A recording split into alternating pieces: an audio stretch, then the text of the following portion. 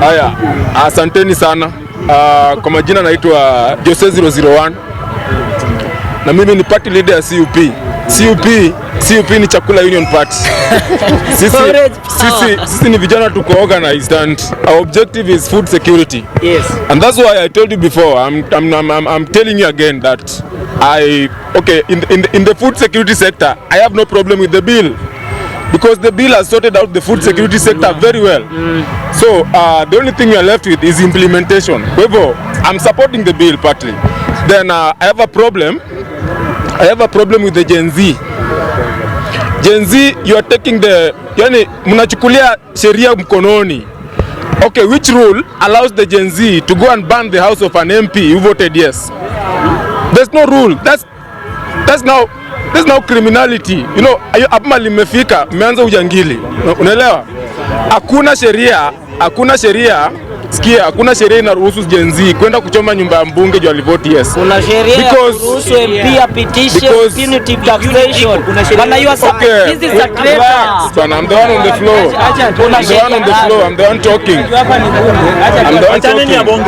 Ndio naongea. Hakuna sheria inaruhusu Gen Z kwenda kuchoma nyumba ya mheshimiwa juu amevote yes. In fact, if you check that bill, partly, wacha nichambue hivi. I'm going to chambua that bill partly in terms of international debts and partly in terms of the wage bill. So if you check the wage bill in the past regimes, there've been a lot of corruption in that particular wage bill.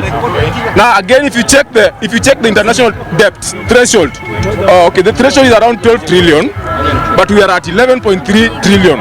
So we only left with what? 0.7, a deficit of 0.7 before we reach the threshold of borrowing.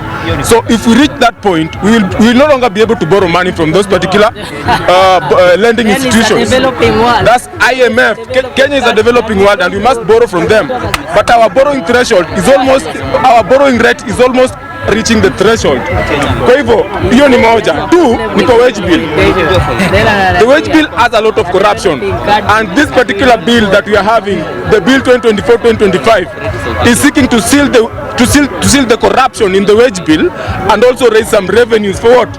For the international debt payments. Then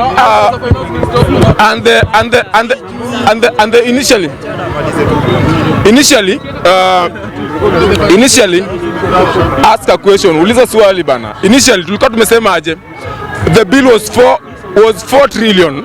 It was 4 trillion. But now with the deductions kuna watu wamekosa kazi. The school feeding program has been affected.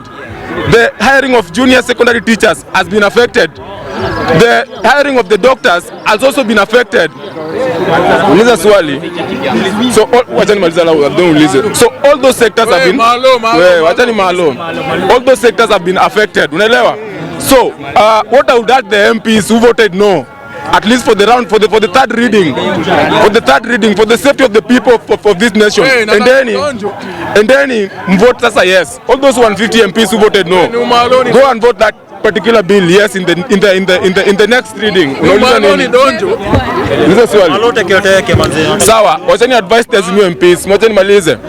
There's new MPs when you vote no this particular bill, and then you vote hiyo kitu without amendments. Mwende mwambie Ruto atoe hizo amendments anataka kuweka, aweke ile bill alikuwa ameweka before. Ndio walimu wa junior secondary waingie kazi, the doctors waingie kazi, the school feeding program iendelee na mkate itaksiwe. Hiyo iko sawa. Hiyo imeeleweka kweli? So ambieni wabunge wenyu wapige kura yes. Wenye walipiga no. Thank you. Nani anataka kuongea?